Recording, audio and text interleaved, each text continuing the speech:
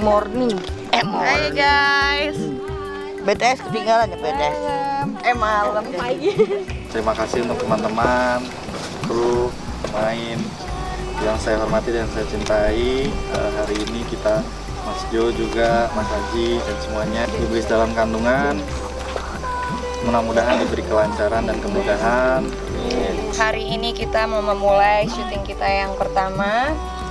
Kita berharap semoga semuanya lancar, dengan kesehatan semuanya, dan tidak ada halangan atau kekurangan apapun. Dan semuanya berjalan sesuai dengan ekspektasi atau mungkin bisa lebih dari ekspektasi kita. Amin ya Allah.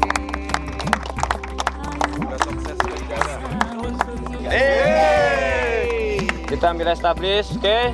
Standby. Selatin. Sound speed. Slide 9, scene 81 dan 83, shot 3, take 1. Oke, set and action. Iblis adalah sesuatu yang selalu menggoda manusia menurut saya. Jadi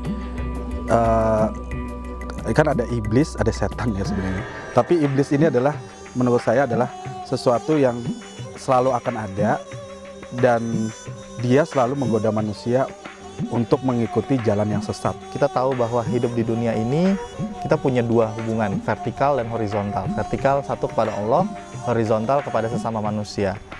Tapi rupanya kita tidak hanya hidup dengan sesama manusia, kita berdampingan hidup dengan makhluk lain, yaitu tadi iblis. Yang pasti iblis itu bertujuan untuk merusak pikiran dan hati kita, menyebabkan kita untuk menghancurkan satu sama lain, menyebabkan kita saling menumpahkan darah, dan iblis juga memperbudak kita. Film horor itu ya menurut saya itu punya magnet sendiri sih, khususnya buat penonton Indonesia. Karena mau bagaimanapun film horor itu masih tetap menjadi salah satu tontonan untuk orang pergi ke bioskop gitu. Bukan satu yang genre favorit sih sebenarnya film horor, tapi di film horor sendiri ternyata buat saya itu punya tantangan tersendiri. Apalagi untuk di Hype Entertainment ini adalah film pertama saya memproduksi sebuah film horor. Dan ternyata memproduksi film horor itu juga mengasihkan. Tantangannya sangat penuh tantangan, terutama dari lokasi, dari pemilihan ide, cerita, sampai dengan menentukan para pemain-pemainnya. Dan inilah tantangannya. Dari pengalaman utama saya ini merasa bahwa wah ternyata genre ini juga tidak bisa dianggap remeh gitu loh. Iblis dalam kandungan. Coba dari judulnya aja kalian tahu kan, iblis dalam kandungan, konten film kita nih apa? Oke, ada pertanyaan loh, bukannya kandungan itu Tuhan yang memberikan? Ya itu, yang saya bilang tadi bahwa ketika manusia sudah dibudak oleh iblis, dia rela melakukan apapun hal yang dilakukan oleh Allah. Di film ini seperti itu.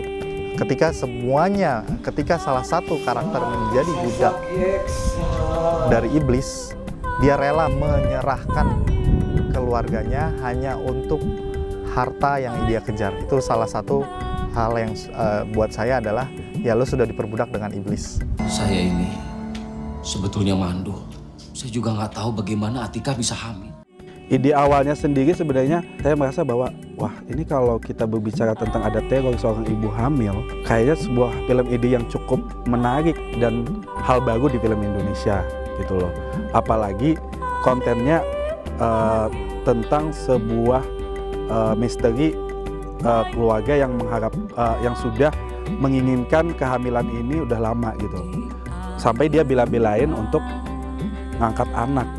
Ya biasa kalau di Indonesia itu kan ngangkat anak orang yang lama.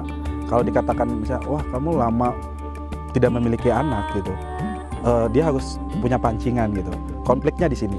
Sebenarnya film ini sebenarnya kalau dikatakan film keluarga, iya, saya bilang. Ide awalnya saya sebenarnya hanya ingin membuat film keluarga yang dramanya kental, tapi juga membuat orang penasaran karena ada teror-teror ya tadi.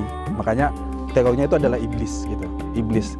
Nah iblis di sini sebenarnya kita tidak membuat karakter iblis yang memang ada bentuknya di film ini, tapi terornya yang lebih kita upin gitu, lebih kita tanggap. Jadi kalau bicara iblis dalam kandungan, hantunya seperti apa? Apakah pocong? Apakah ini? Sebenarnya nggak ada di sini. Tapi lebih kepada teror iblis itu akan ada di film ini dengan melewat perantara.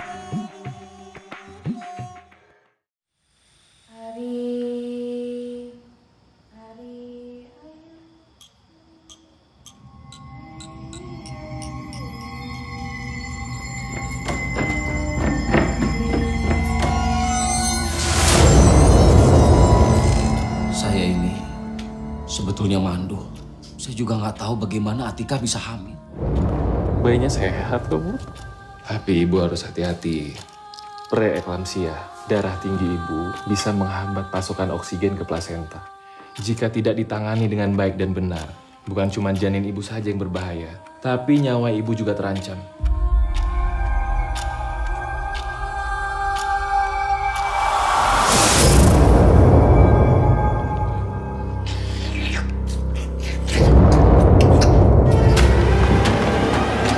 Semalam itu bukan ibu. Kita harus tolong ibu.